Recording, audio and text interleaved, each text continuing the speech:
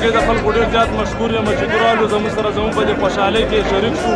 زموږ دا خوشحالي چې دی یو په دوه شوه، موږ د عوامو نه دا تمه لرو، دغه هیله لرو چې دوی به راځي زموږ دلته به وزټ کوي، دوی به زموږ سره ښه باقاعده کوآپریټ کوي. موږ ډېر زیات مشهور یو چې دوی نن رالو او زموږ سره زموږ د خوشحالۍ کې شریک شو. دلته به تاسو سره کم سهولت وي؟ بس جی زموږ سره به دې کې چې دی معاذ خان کار پارکینګ زموږ سره موجود دی، د زنانو دپاره چې دی د ناستې ښه باقاعده بهترین انتظام زموږ سره چې دی ښه دغه چې دی پخلی دا به ښه د بازار انشاءالله معیاري خوراک به انشاءالله زموږ سره میلاویږي، صاف سوتره ماحول انشاءالله.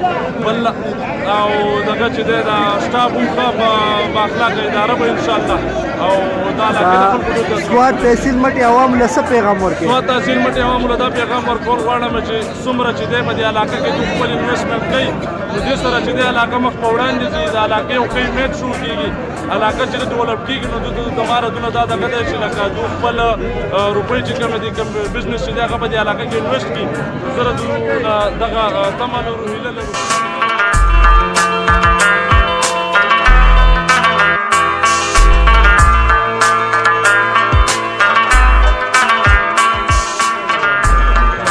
ډېره مهرباني د ټولو نه مخکې زما ستاسو زما بچوړو تاسو ټولو شکریه ده کوم، میډیا والا څومره دغه چې راغلي د ټولو شکریه ده کوم، د باراني صاحب ستاسو، د رحیم خان صاحب او د ټولو ملګرو شکریه ده کوم.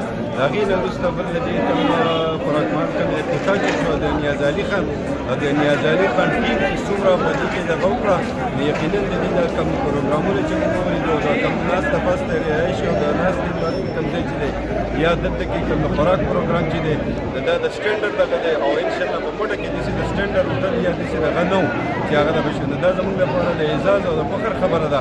موږ به انشاءالله خپلې هلې ځلې او خپل دغه چې دی نو ټولې به دلته کوو دې حالونو کې او په دې لپاسه کې ډېر زبردست ځای دی، د سیل سپاټ لپاره هم ډېر زبردست ځای دی. او بهر خلکو ته هم دا مونږ یو دغه ورکوو میسیج ورکوو چې تاسو هم کله راځئ نو مټې ته د مټې چوک نه لاندې خوراک محل دې ته به راځئ. دلته کې به تاسو د مرغۍ او هر قسم ډیش او هر قسم د چای کاوي کاکي او مختلف قسم